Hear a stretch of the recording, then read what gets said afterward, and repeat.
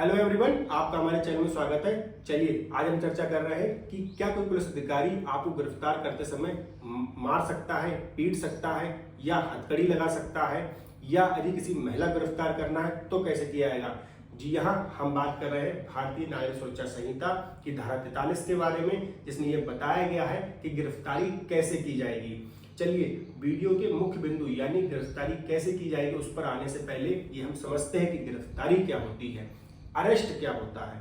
तो इसको हम समझते हैं सरल रूप में, सिंपल तौर पे समझिए। गिरफ्तारी किसी व्यक्ति को उसकी दैहिक स्वतंत्रता यानी पर्सनल लिबर्टी से वंचित कर देना है। आप इसको एक एग्जांपल समझते हैं इस स्टेटमेंट को। कैसे? सपोज करिए मिस्टर ए है, मिस्टर बी उनके पड़ोसी हैं, तो मिस्टर ए पे ये एलिगेशन है कि उन्होंने मिस्टर बी के घर पर चोरी की है। मिस्टर बी कहाँ गए? मिस्टर पी के पास यानी पुलिस अधिकारी के पास गए, कंप्लेंट लिखाई, FIR कराई। मिस्टर पी इस आधार पर मिस्टर ए को गिरफ्तार करने जाएंगे। तो देखिए इस पूरे प्रोसेस से पहले मिस्टर ए बिल्कुल फ्री थे, जहां चाहे घूमें, जहां चाहे जाएं, खाना खाएं, घर पे रहे, रेस्टोरेंट जाएं, जो कुछ करें। लेकिन जैसी कंप्लेन हुई, जब पुलिस अधिकारी गिरफ्तार करने उनको गया, तो जैसे ही उनको पकड़ लिया, अब उसके बाद वो विधि के अनुरूप ही इधर उधर एक्टिविटी कर सकते हैं, वरना किसकी गिरफ्त में है? पुलिस अधिकारी गिरफ्त में है, तो अपनी पर्सनल लिबर्टी से वंचित हो जाते हैं। इस शब्द को आपने आर्टिकल 21 में सुना होगा, लेकिन ये ध्यान रखिएगा किसी व्यक्ति को जो गिरफ्तार किया जाता है, इसमें 2 पॉइंट आपको पता हो कि गिरफ्तार करने वाला व्यक्ति बाय द लॉ उसे पावर मिली हो यानी विधि द्वारा शक्ति मिली हो। दूसरी बात, उसने विधि द्वारा स्थापित प्रक्रिया का पालन किया हो। जैसे इस दोनों पॉइंट को शॉर्ट में समझ लेते हैं। अब मिस्टर ए है, भाई देखो पहली चीज बाय द लॉ उसको पावर हो। अब भाई जो मिस्टर ए पे एलिगेशन है मिस्टर बी क्या चोरी करी है, तो पहला पॉइंट समझ लो।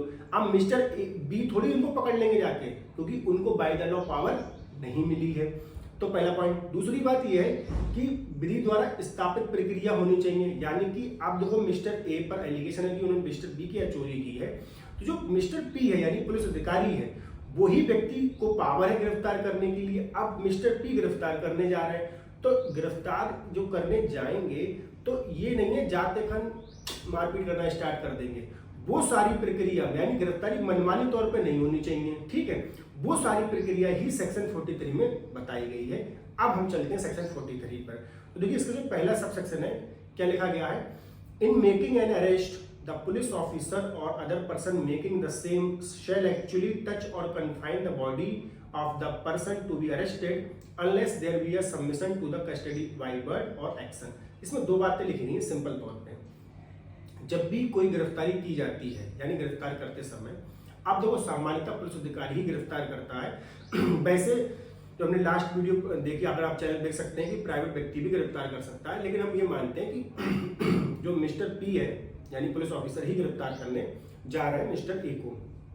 तो जब गिरफ्तारी करेंगे तो गिरफ्तारी करते समय उसके शरीर को वो छू सकता है, वस्तुतः छुएगा, और उसको कन्फाइन यानी प्रवृत्त भी कर सकता है गिरफ्तार करने के लिए यानी मिस्टर ए को। लेकिन एक शब्द यानी जब तक, अनलेस क्या लिखा गया है, there be a submission to the custody by word और एक्शन। यदि वो व्यक्ति यानी मिस्टर ए पुलिस वाले से मान लीजिए पुलिस अधिकारी गया कि भाई ऐसा है, आपके खिलाफ ये कंप्लेंट आई है कि आपने मिस्टर डी के यहाँ चोरी की है और आपको हमारे साथ थाने चलना होगा, हम आपको गिरफ्तार करते हैं। अब मिस्टर ए है, कहते हैं ठीक है सर मैं आपके साथ थाने चल रहा हूं, यानी उसने अपने शब्दों के द्वारा आपको समर्पण करें, सबमिशन कर दिया आपकी कस्टडी में।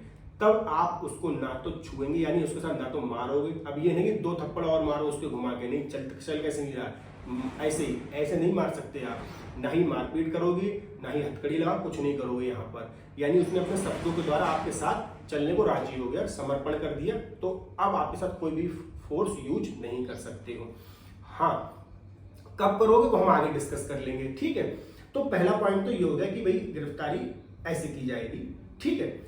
अब इसमें लिखा एक्शन के द्वारा भी। अगर मान सपोज करिए भाई मिस्टर ए के पास आप गए कि भाई, या फिर मान लो इसको चेंज कर देते हैं, मिस्टर ए ही मान लो आपके पास डायरेक्ट आ गए, मान लो थाने पहुंच गए, भाई ऐसा है कि मैंने फलाना मर्डर कर दिया है और अपने आप को समर्पण करने आ गया, तो उसने कहा थोड़ी कि मैं कस्टडी में, तुम तो आई अपने एक्शन के द्वारा ही कि आप मुझे गिरफ्तार कर लो आप, ठीक है।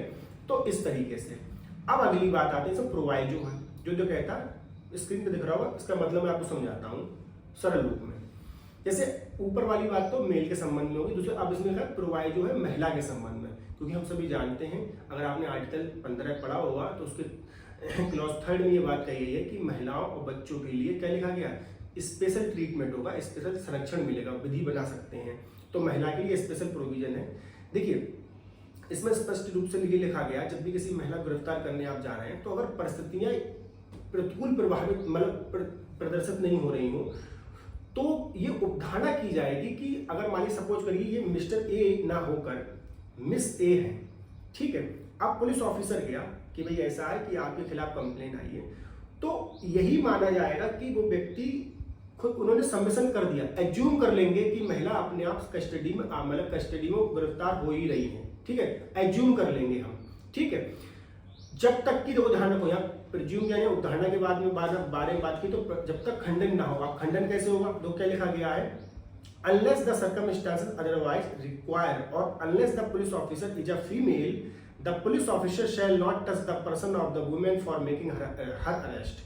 यहाँ पर लिखा गया है जब तक कि परिस्थितियां प्रतिकूल ना हो या अन्यथा प्रदर्शित ना हो रही हो तब तक, या फिर महिला जो पुलिस अधिकारी महिला ना हो तब तक उसके शरीर को छू नहीं सकता। लेकिन कोई उसका मतलब समझे, थोड़ा इसमें कंफ्यूजन रहता है, एडवोकेट्स में भी रहता है, स्टूडेंट्स में भी रहता है, सबको ये लगता है कि मेल पुलिस ऑफिसर यानी पुलिस अधिकारी महिला को छू ही नहीं सकता जो महिला एक्यूज्ड है। ऐसा नहीं है।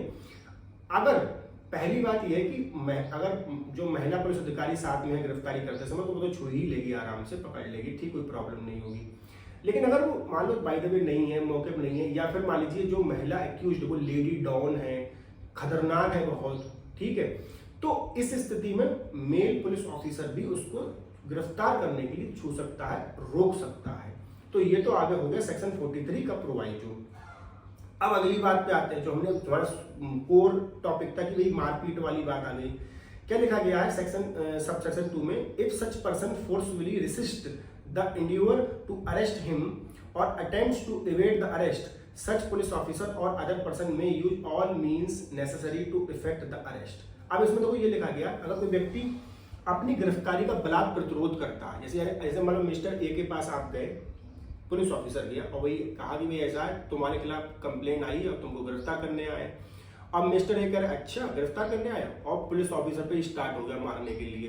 तो यहाँ पर वो अपनी गिरफ्तार, या फिर ऐसा करता भागने प्रयास करने लगता है कि कहा बोझा से निकल भागना स्टार्ट कर देता है, तो इस सिचुएशन में उसको गिरफ्तार करने के लिए क्या लिखा गया है, all means necessary to effect the arrest, यानी गिरफ्तारी के लिए जितने भी आवश्यक साधन होंगे आप प्रयोग कर सकते हो। लेकिन ये ध्यान रखिएगा, इसका मतलब ये नहीं है, जैसे सपोज करिए आपने कहा मिस्टर ए से हम गिरफ्तार करने आए, अब वो डर के मारे थोड़ा बहुत इधर उधर भागने लगा, फिर जब आपने पकड़ा तो जितना तिल करा आपने उसको मारा, ऐसा नहीं है, 3rd डिग्री नहीं दे सकते फिर आप, यानी क्योंकि तो विधि की नजर में सब बच्चे, तो जो बच्चा मान लीजिए आपको सुधारात्मक रिफॉर्मेटिव अप्रोच अपनानी है, ये थोड़ी कि आप उसको मारना पीटना स्टार्ट कर देंगे। आप गिरफ्तार करिए, उसके पश्चात उसको कोर्ट में लाइए, फिर कोर्ट ये डिसाइड करेगा इसने अपराध किया या नहीं किया। क्योंकि ये बात आपके ध्यान रखते हैं, हमारा जो क्रिमिनल जस्टिस सिस्टम है अराउंड द वर्ल्ड, अगर किसी का भी जो भी क्रिमिनल जस्टिस सिस्टम है वो इस बात पे आपके लाई करता है कि जब तक कोई व्यक्ति तब तक कोई व्यक्ति दोषी नहीं होता जब तक कि वो साबित ना हो जाए, ठीक है। तो इसी आधार पर देखें तो सब सेक्शन 2 ये बात कहता है कि आप आवश्यक सब साधन अपना सकते हो, ठीक है। अब सब सेक्शन 3 इसमें नया ऐड किया गया है। नया क्या ऐड किया गया है, देखो इससे पहले हथकड़ी के संबंध में बहुत व्यवस्था, मतलब कई ऑनरेबल सुप्रीम कोर्ट के द्वारा, हाई कोर्ट के, बैरिस हाई कोर्ट के द्वारा डिसीजन दिए गए। मान लीजिए इसमें बहुत फेमस केस था प्रेम शंकर वर्सेस दिल्ली प्रशासन, जिसमें कहा गया कि भाई कोर्ट में अगर आप लेके आ रहे हो किसी व्यक्ति को तो हथकड़ी का प्रयोग ना करें जब तक अन्यथा परिस्थितियां ना हो, बिल्कुल ठीक है। तो यानी कई जगह पे, क्योंकि देखिए जब किसी व्यक्ति को आप सपोज करिए, जैसा हमने कहा कोई व्यक्ति तब तक दोषी है तो साबित ना हो जाए। आप सपोज करिए मिस्टर ए है, हो सकता है मिस्टर बी ने फॉल्स कंप्लेंट कर दी हो, तो जो मिस्टर ए को आप मान लो हथकड़ी लगा के ले जा रहे हो तो समाज में जो उनकी रेपुटेशन है वो तो गई, उनकी जो डिग्निटी वो भी चली गई। तो इस वजह से क्या होता है कि हथकड़ी का प्रयोग एक्सेप्शन कंडीशन में किया जाता है। तो उन्हीं चीजों को देखते हुए सीआरपीसी में ये नहीं था, अब भारतीय नागरिक सुरक्षा संहिता में ये ऐड कर दिया सब सेक्शन 3, जो कहता था पुलिस ऑफिसर में keeping in view the nature and gravity of the offence, यानी अपराध की प्रकृति और जो गंभीरता है उसको ध्यान में रखते हुए यूज हैंडकफ वाइल, यानी कि हथकड़ी का प्रयोग कर सकता है while making the arrest of a person or while producing such person before the court who is habitual or repeat offender. अब तो उसमें कैटेगरी कर दी गई है। पहली बात, पुलिस ऑफिसर को अब ये पावर दे दी गई कि अपराध की गंभीरता और उसकी प्रकृति को जानकर और साथ साथ मतलब आपके प्रकृति को जानकर हथकड़ी का प्रयोग कर सकता है। कब? जब उसे गिरफ्तार करना है या उसे कोर्ट के सामने लेके आना है। कैसे व्यक्ति को, उसमें कंडीशन दे दी गई है आपके, जैसे मान लो कोई व्यक्ति हैबिचुअल यानी अभ्यासिक अपराधी, आदतन अपराधी, जो व्यक्ति जिसमें कहते हैं कई मुकदमे लग चुके हैं, तो मान लो कि यदि व्यक्ति ये भाग भी सकता है, उसके आप कस्टडी से भाग सकता है, तो उस व्यक्ति को आपके क्या कर सकते हैं, आपके हथकड़ी लगाई जा सकती है। दूसरी बात, और हु एस्केप्ड फ्रॉम कस्टडी, हमने बताया कि जो निकल भागने का प्रयास करता है, ठीक है, और who has committed offence of organised crime, terrorist act, drug related crime or illegal possession of arms and ammunition, murder, rape and acid, यानी जितने भी गंभीर अपराध जो आपकी लिस्ट दिख रही होगी उन सभी अपराधों। अब मान लो सपोज करो मिस्टर ए पर एलिगेशन है कि भाई इन्होंने जो है मिस्टर बी का ही मर्डर कर दिया है, तो भाई तो ये गंभीर अपराध है, तो इस मामले में ये संभावना बनी हो सकती है कि व्यक्ति गिरफ्तारी से भाग जाए, ठीक है, तो इस व्यक्ति को क्या है आपके हथकड़ी लगाई जा सकती है। लेकिन इस पर भी रिसेंट केस आया, बिहान वर्सेस हरियाणा राज्य का मामला है, उसमें ऑनरेबल सुप्रीम कोर्ट ने ये कहा है कि फिर भी आप जब हथकड़ी लगाएं तो उन्हीं मतलब बहुत ही सोच समझ के, यानी सब कुछ, यानी अपराध की प्रकृति, गंभीरता, जो कैदी जो अभियुक्त है उसका किस प्रकार का बिहेव है, बैकग्राउंड है, वो सब चीज ध्यान में रख के करें। और अगर इसका अननेसेसरी इसका प्रयोग किया जाता है तो ये आर्टिकल 21 का क्या होगा, बहुत ज्यादा वायलेशन माना जाएगा। तो इसलिए जो हथकड़ी है उसका प्रयोग सिर्फ एक्सेप्शनल कंडीशन, वरना इन जो क्राइम है इन्हीं में ही प्रयोग कर सकते हैं, क्योंकि किसी व्यक्ति को हथकड़ी लगाना उसकी मानव गरिमा के साथ थोड़ा सा खिलवाड़ होता है। चलिए अब इसमें हम आगे बढ़ते हैं, सबसेक्शन 4 देख लेंगे। 5th वाले को नेक्स्ट वीडियो बनाएंगे, इसमें ये जानेंगे कि महिला को सूर्यास्त के बाद गिरफ्तार कर सकते हो या नहीं कर सकते हो, शाम होने के बाद। चलिए 4th में क्या लिखा, nothing in this section gives a right to cause the death of person who is not accused of an offence punishable with death और विद इम्प्रिजमेंट फॉर लाइफ। अब सिंपल तौर पे समझ लीजिए, जिस भी मामले में अगर किस मतलब ये मिस्टर, जो हम एग्जांपल लेके चले हैं शुरू से, मिस्टर ए पर मान लीजिए मिस्टर वो जो शुरू में लिया कि मिस्टर बी के घर पर चोरी करने का आरोप है, तो चोरी करने में आपको अधिकतम सजा 3 साल 5 साल एटसेट्रा एटसेट्रा है, और तो उसमें आजीवन कारावास भी नहीं है, ठीक है, और मृत्यु तो है ही नहीं। तो जिन अपराधों में आजीवन कारावास और मृत्यु का दंड नहीं दिया गया है, उन अपराधों में आप किसी व्यक्ति का लिखा गया है राइट नहीं है कि आप उसको मार दें गिरफ्तार करते समय। सपोज करिए मिस्टर पुलिस ऑफिसर गया मिस्टर ए के पास, मिस्टर ए गिरफ्तारी से निकल भागने का प्रयास कर देते हैं, ठीक है, और भागने पर तो आप उसको गोली नहीं मार सकते, क्योंकि उस पर जो एलिगेशन है वो मृत्यु आजीवन कारावास से रिलेटेड नहीं है। हाँ, अगर मान लीजिए सपोज करिए मिस्टर ए पे ये एलिगेशन है कि उसने किसी की हत्या की है, और साथ साथ क्योंकि इसमें ऑनरेबल सुप्रीम कोर्ट के बहुत से डिसीजन आ चुके हैं, साथ ही साथ ये बात के होने के बावजूद भी आप फिर भी नहीं चलाएं, मतलब फिर भी उस पर उसकी मतलब मृत्यु कारित नहीं करेंगे, जब तक कि अगर मान लीजिए मिस्टर ए क्रॉस मतलब आपको तुरंत फायर कर देते हैं पुलिस अधिकारी को जो गिरफ्तार करने आया है, तो अपने आत्मरक्षा में एनकाउंटर कर सकते हैं, मार सकते हैं फिर, क्योंकि आपको अपने आप को बचना है। तो ध्यान दीजिए, जो हमारा मूल सवाल था कि किसी व्यक्ति को गिरफ्तार करते समय मारपीट कर सकते हैं, नहीं कर सकते हैं, साथ ही साथ हथकड़ी लगा सकते हैं तो लगा सकते हैं, परंतु अपवादिक परिस्थितियों में और कुछ क्राइम है उन्हीं में लगा सकते हैं। साथ ही साथ आप किसी को मार भी नहीं सकते गिरफ्तारी करते समय, जब तक कि उस पर मृत्यु आजीवन कारावास दंडनीय अपराध का आरोप ना हो, और ये कार्रवाई आपके रक्षात्मक होनी चाहिए, आपके उस तरीके से नहीं होनी चाहिए किस तरीके से कि आप अरे ये इतना बड़ा अपराधी तो उसको निपटाई दो, ठीक है, इस तरीके की नहीं होनी चाहिए। चलिए, अगर आपको वीडियो समझ में आई हो तो चैनल को सब्सक्राइब करें, वीडियो को शेयर करें, और अगर आपके कोई सवाल हो तो कमेंट बॉक्स में कर सकते हैं ताकि मैं उनका जवाब दे सकूं।